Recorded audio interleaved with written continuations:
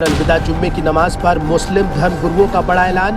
पहली बार सड़कों पर नहीं होगी आखिरी जुम्मे की नमाज। योगी सरकार के आदेश पर धर्मगुरुओं ने ये किया है ऐलान। द लाइव टीवी, सच सबसे आगे। दोस्तों, मैं अब्बास हफीज हूं। उत्तर प्रदेश में योगी जी का एक फरमान जारी हुआ था और उस फरमान के बाद लोगों को लगा था कि अब बहुत सारा विवाद बढ़ जाएगा, लेकिन जो मुस्लिम धर्म गुरु हैं उनकी समझदारी से विवाद नहीं बढ़ा और जो आदेश था वो एबीपी न्यूज़ के ऊपर छपा है। मैं आपको दिखा देता हूं। यूपी में खुले में सड़क पर नहीं होगी अलविदा जुमे और ईद की नमाज, सीएम योगी का आदेश।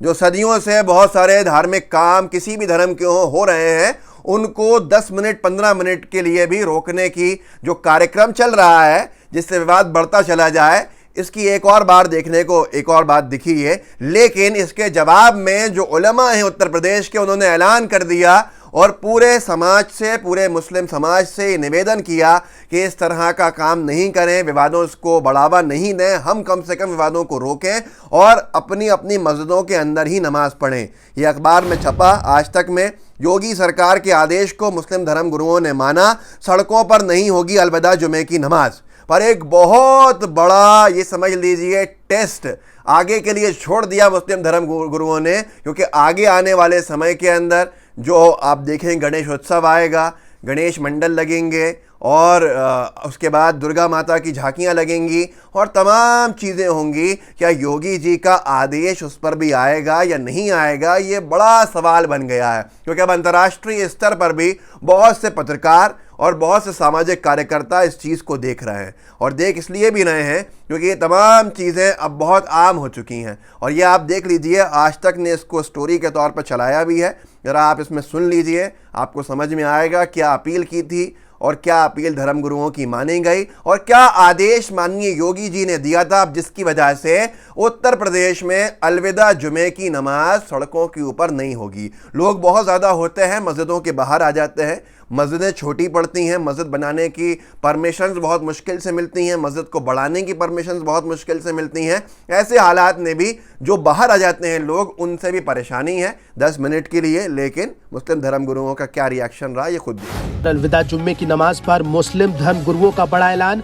पहली बार सड़कों पर नहीं होगी आखिरी जुम्मे की नमाज। योगी सरकार के आदेश पर धर्म गुरुओं ने ये किया है ऐलान। विवाद से बचने के लिए धर्म गुरुओं ने ये बड़ी पहल की है कि पहली बार सड़कों पर नहीं होगी आखिरी जुम्मे की नमाज। एक के बाद एक हम देख रहे हैं कि मुस्लिम धर्म गुरुओं की तरफ से जिस तरह की पहल की जा रही है, वाकई में वो तारीफ के काबिल है, जिससे विवाद खत्म हो। लेकिन भारतीय जनता पार्टी जहां जहां सरकार में है वो उकसाने के लिए तमाम सारे प्रयास कर रही है।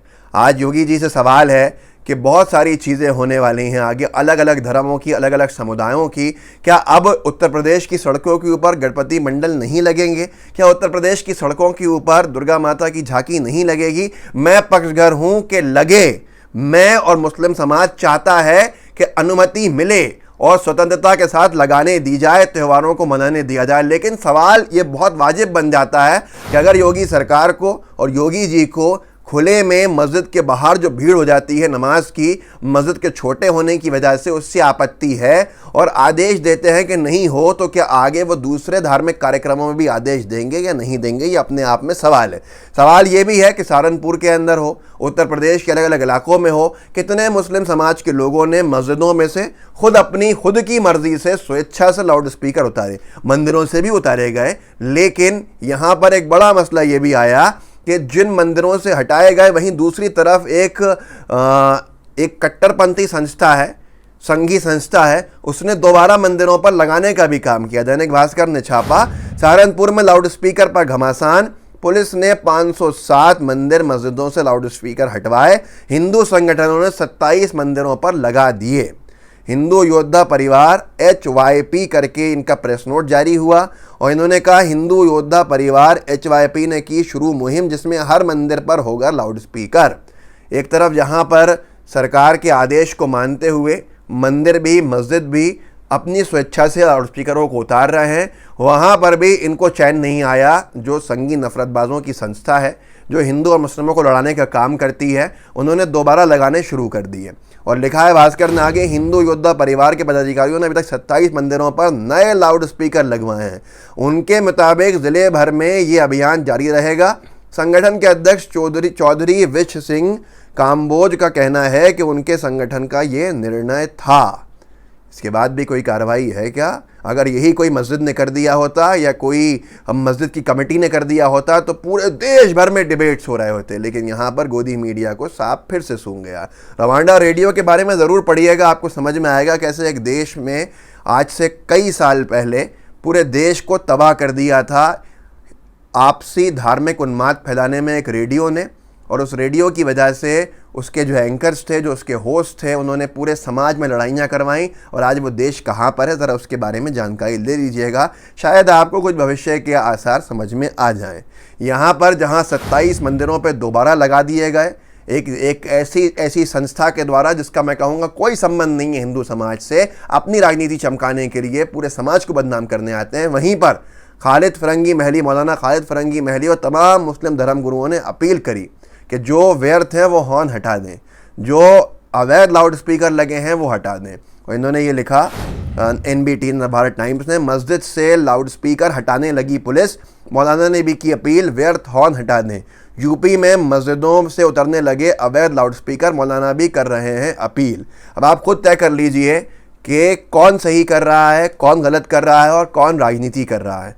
किन लोगों का मकसद बन गया है, किन लोगों से मतलब साफ तौर पर संगी नफरतबाजों का है, न हिंदुओं से है न मुसलमानों से है, जिनका काम लोगों को लड़ाना बन गया है, दो धर्मों की आपस की लड़ाई बढ़ाना बन गया है।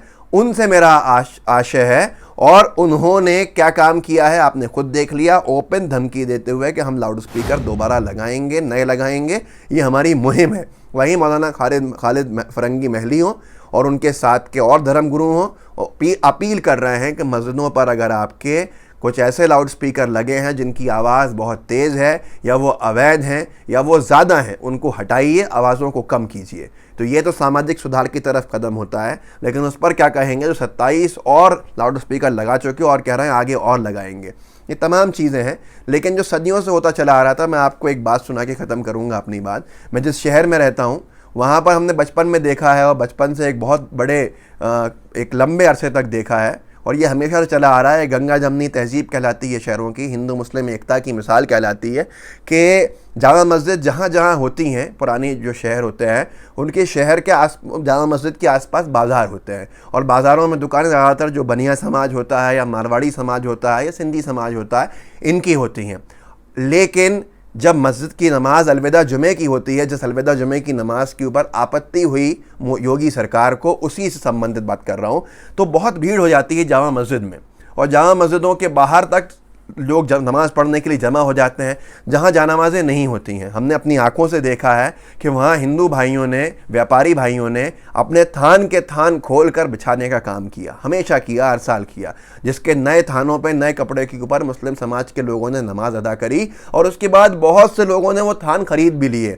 ये हर साल होता था, लेकिन अब धीरे धीरे जो नफ़रत का माहौल बनाया जा रहा है, तो उसके परिणाम बहुत घातक होते जा रहे हैं, वो आपके सामने है। खैर, ये आज के ज़माने के अंदर शायद बहुत से लोगों को चौंका देने वाली बात होगी, पर माननीय योगी जी के फरमान के बाद अब अलविदा जुमे की नमाज जो है वो सड़कों पर नहीं होगी। सड़कों पर बहुत से लोग समझते होंगे कि सड़क पर खड़े होकर नमाज़ पढ़ाना शुरू कर दी जाती थी, नहीं, मस्जिदें छोटी पड़ जाती हैं, नमाजी बहुत ज़्यादा हो जाते हैं, तो कुछ लोग मस्जिद के बाहर तक भी आ जाते हैं क्योंकि जगह नहीं होती है।